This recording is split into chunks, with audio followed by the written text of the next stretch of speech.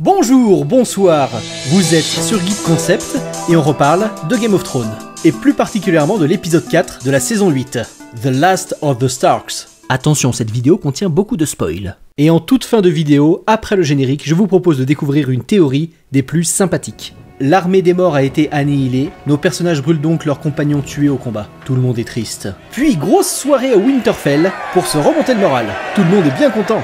Gendry se fait débatariser par Daenerys et lui promet accalmie, le fief des Baratheons. Il devient alors Lord Gendry Baratheon. Et malgré la grosse fête, on sent toujours la petite tension entre Sansa, Jon et Daenerys. Après ces festivités, on rentre dans le quart d'heure bisous, avec encore un peu plus de triangle amoureux entre Tormund, Brienne et Jaime. Clairement en défaveur ce coup-ci pour notre pauvre Tormund. Fort de son nouveau titre, Gendry se sent pousser des ailes et se fait gentiment repousser par Arya. Encore des bisous entre Dédé et Jean qui retombent vite dans leur petit dilemme incesto-monarcal. Après ce quart d'heure bisous, réunion entre les 4 derniers Stark, Jon qui révèle sa lignée royale à sa fratrie, secret qui va vite se faire ébruiter, par Sansa bien entendu. S'il y avait mieux qu'elle. Bronn fait quant à lui sa petite apparition sans tuer aucun des deux frères, dommage pour notre classement. Est-ce qu'on va revoir Bronn? Est-ce qu'il va finalement trucider l'un de nos challengers survivants? La suite nous le dira. Arya rejoint Sandor et descendent tous deux à Port-Réal. Est-ce qu'Arya va arriver à se venger de Cersei? Est-ce que finalement c'est elle qui se fera avoir par la montagne?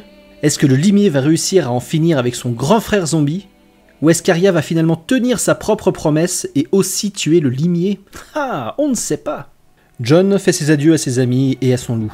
Est-ce que cela annonce la mort à venir de Jon? Est-ce juste pour nous induire en erreur? Est-ce qu'on va revoir Sam, Fantôme et Tormund? Ou est-ce qu'ils ne vont réellement pas être partie prenante dans la guerre contre Cersei? Descendant bateau des Immaculés en direction de Port-Réal avec escale prévue à Péridragon. Et les scénaristes se torchent encore un petit peu plus avec la stratégie militaire. La flotte d'Eron qui surgit de nulle part, alors que Dédé était haut placé sur ses reptiles ailés pour les voir arriver, mais non. Rhaegal se fait shooter de 3 flèches bien placées. Pas une seule ne manque sa cible. Mais quant à Daenerys et Drogon, qui sont juste à côté, aucune ne parvient à les toucher. Daenerys attaque bêtement de front en risquant sa vie, alors qu'elle aurait très bien pu décimer la flotte entière en attaquant par derrière, puisque les balistes étaient toutes placées sur l'avant. Bref, une triple action moyennement réaliste, et on perd quand même de façon surprenante Rhaegal, ce qui n'influe absolument pas à notre classement car personne n'avait pronostiqué ni la mort ni la survie de ce dragon. Après cette attaque navale et un peu de natation, on arrive à Péridragon, où les conseils de Daenerys discutent de leur stratégie militaire. Tyrion arrive à convaincre Daenerys d'essayer d'éviter le massacre à Port-Réal en parlementant avec Cersei.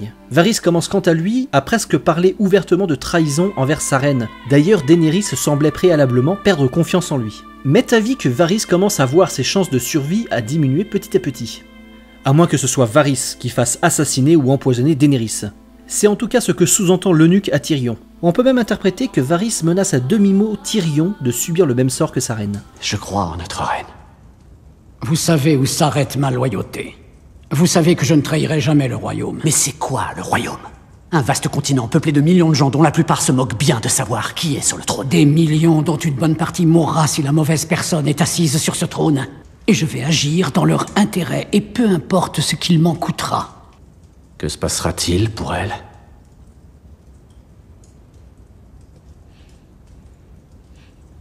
S'il vous plaît. Non. Nous devons faire un choix, vous et moi. Je prie pour que le vôtre soit sage.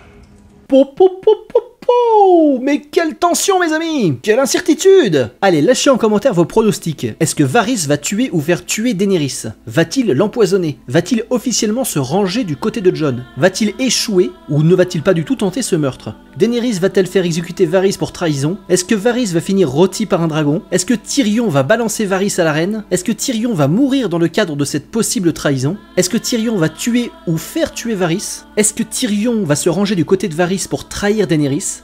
Ou ne va-t-il juste rien se passer entre ces 3 protagonistes? Allez, et c'est 2 points bonus supplémentaires à remporter pour celui, celle ou ceux qui feront le bon pronostic. Jaime essaye de se casser en douce. Est-ce qu'il se fait passer pour un connard juste pour que Brienne reste à Winterfell?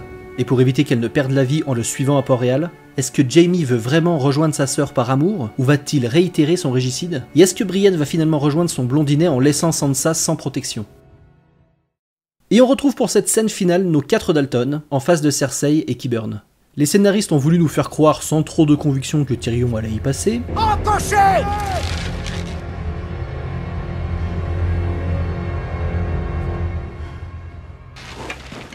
Quelques échanges sympathiques qui finissent par l'exécution pas tout à fait surprenante de Missandei. Ce qui a pour conséquence de bien vénérer Daenerys et surtout Vergris. Oh là là, mais comment il est pas content! Vergris qui rentre alors en compétition avec Sandor, Arya et Jaime pour l'éventuel meurtre de la montagne et de Cersei. Un épisode 4 bien moins intense que les 3 premiers, mais beaucoup plus politique. On commence enfin à retourner dans ce qui fait le cœur de Game of Thrones, les jeux de pouvoir, et c'est franchement plaisant. Donc, une seule mort significative pour notre classement, Missandei n'est plus, ce qui fait chuter les points de statistiques Chevalier Flo, Georges Abitbol, Julien LDX et Metal Geek Actu qui avaient tous parié sur sa survie. On a donc Metal Geek Actu qui rejoint le Cerf Assoiffé et ses copains youtubeurs dans le peloton de queue. Heureusement qu'on a 3 autres chaînes YouTube qui savent relever le niveau. Georges Abitbol qui dégringole littéralement de 11 places. Et Sir Arthur Dayne qui passe devant statistiques et qui arrive dans le peloton de tête des 5 premiers joueurs. Mais comme toujours, rien n'est encore joué, le 5e épisode risque fortement de beaucoup changer notre classement, alors rendez-vous la semaine prochaine pour le prochain et avant-dernier volet du Grand Loto des Morts de Game of Thrones saison 8, uniquement sur Geek Concept. D'ici là, on attend vos pronostics, je vous souhaite un bon 5e épisode, une bonne journée, une bonne soirée et une bonne nuit.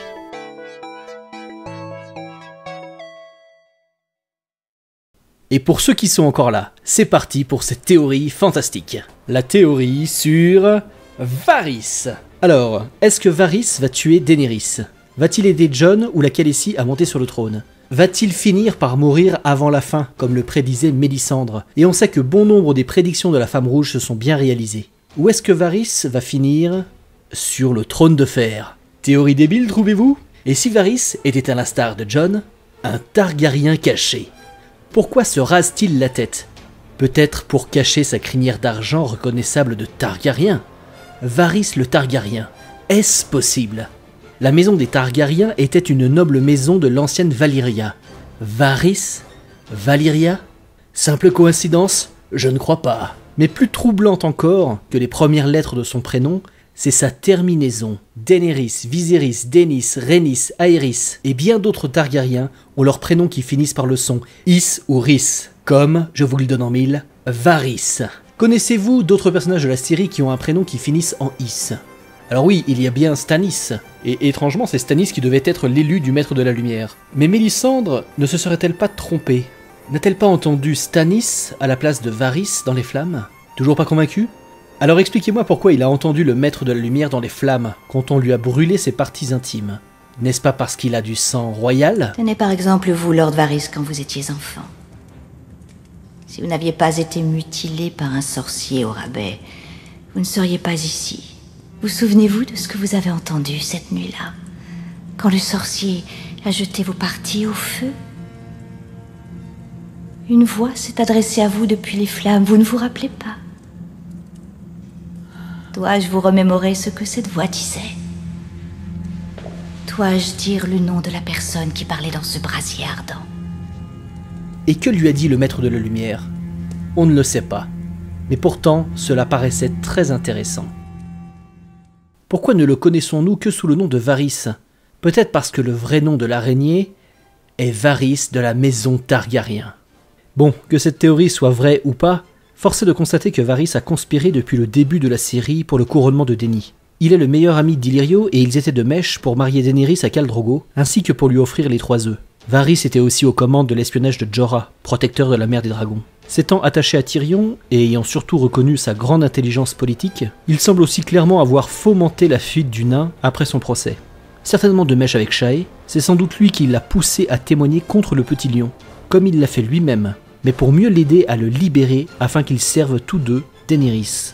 Mais depuis qu'il a appris l'existence d'un Targaryen mâle en la personne de Jon, le voilà qui commence à douter. Et il va peut-être changer d'avis quant à la personne qu'il va devoir aider à mettre sur le trône. Que se passera-t-il pour elle?